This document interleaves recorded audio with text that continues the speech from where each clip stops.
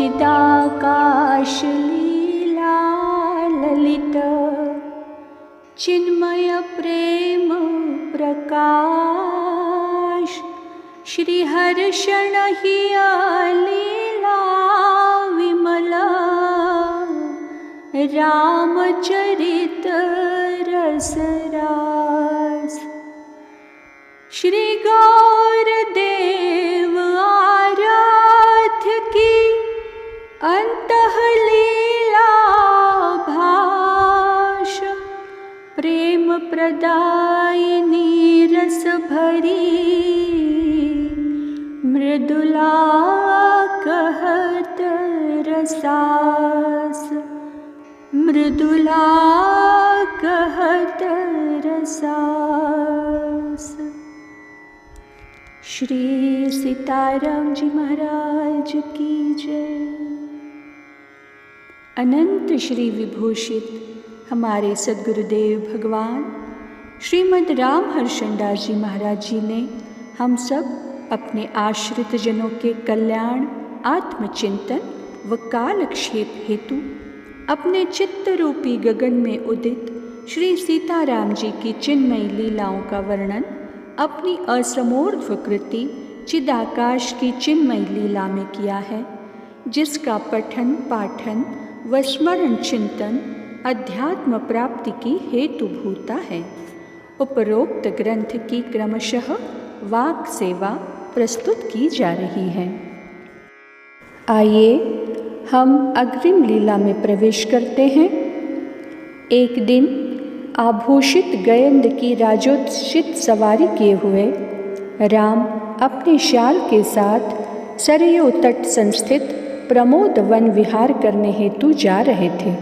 बड़ी ही विचित्र मुनिमन मोहिनी शोभा समुत्पन्न हो रही थी।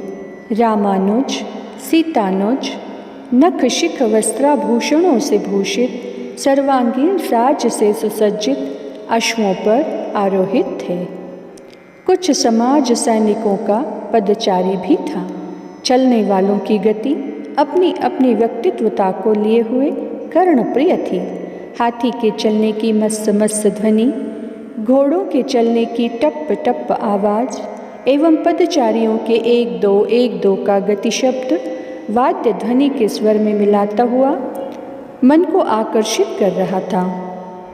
आनंद लूटते हुए नगर निवासी नर नारी जय जयकार करके पुष्प वर्षा कर रहे थे। आनंद में अवधलाल के अलभ्य लाभ के लोभी देवगण सो अवसर में कभी पीछे नहीं हुए। वे भी विमानारोही होकर पुष्प इत्र रोरी लाजा आदि की वृष्टि करके सेवा सुख का आस्वादन कर रहे थे। अश्वारोही कुमारों की जय हो की ध्वनि अवनी और आकाश को एक कर रही थी। इस प्रकार प्रमोद विपिन पहुंचकर वहाँ के दिव्य प्राकृतिक दृश्यों का दर्शन करने लगे। युगलपुरियों के राजकुमार एक दूसरे से वनश्री का वर्णन कर करके विभोर से हो जाते थे। तदनंतर एक विशाल कुंज के बाहर बने हुए ऊंचे चबूतरे पर यथोचित आसनों में सब आसीन हो गए। रामो रमयताम वरह, श्याल के मन को प्रमोद वन में रमाकर अपने नाम के अर्थ को चरितार्थ कर रहे थे राम। इतने में ही द्वादशाब्द किया कुछ कन्याएं आईं और निम्न नयना नतमस्तका सभी प्रेम मूर्तियाँ पुष्पांजलि समर्पण के साथ रसिकेश्वर राम को प्रणाम कर चली गईं। पश्चात कुछ दूर जाकर अदृश्य हो गई वन में। श्याम सुंदर रघुनंदन, ये कौन थी देवियाँ जो आप श्री को प्रणाम कर तिरोहित हो गई हैं? विदेही बंधु ने पूछा। ये वन देवियाँ हैं निमि कुमार। तो इनके अंतर्हित हो जाने का कारण क्या है? ये सब कोई वन विशेष में रहती हैं? ये सब प्रमोद वन के उपवनों की अधिष्ठातृ देवियाँ हैं कुमार। तो क्या अकेले अकेले रहती हैं रघुनंदन?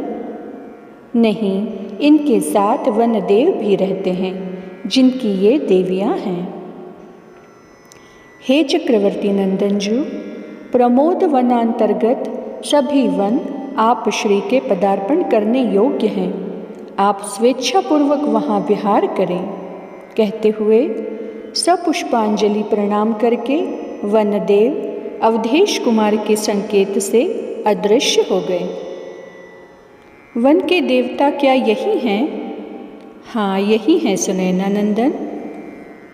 आज हमारे भाग्य से ही ये वन देवी वन देव आपके दर्शन के लिए पधारे थे।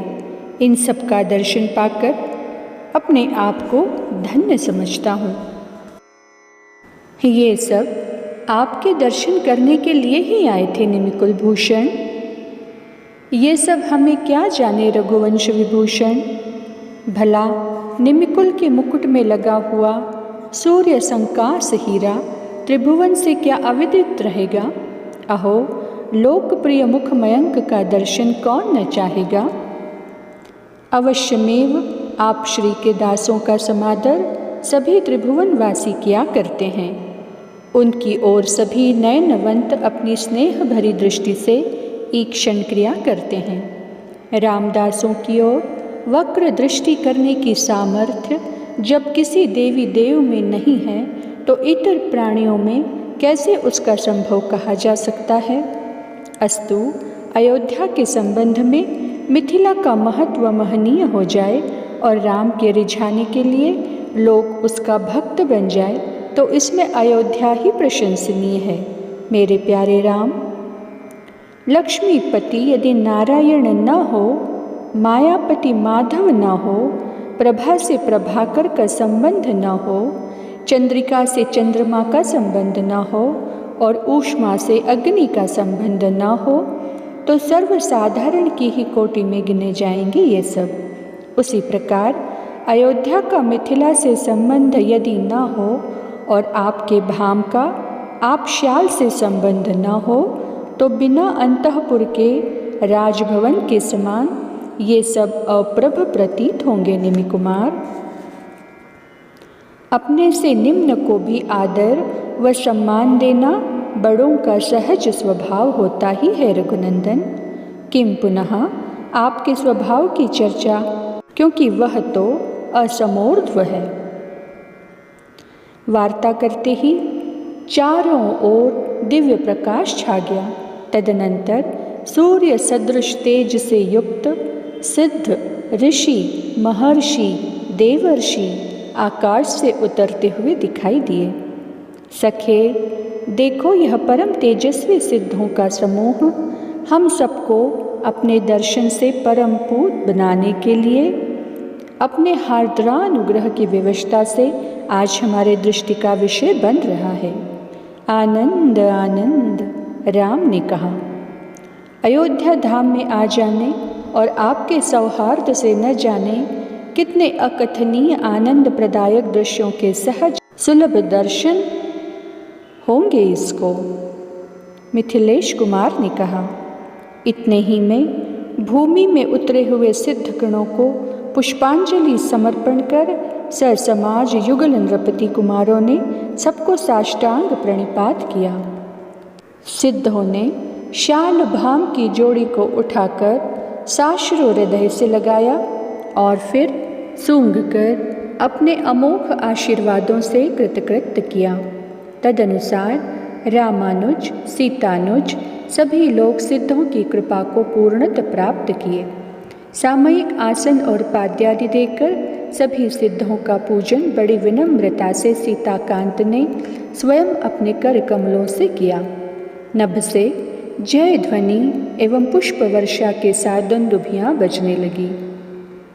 रघुनंदन के अप्रतिमशील स्वभाव का दर्शन करके आज की चर्चा को वाणी यही विराम देती है। श्री सिद्धि सदन बिहारी बिहारणी जो सरकार की जय। श्री लाडली लाल की जय हो।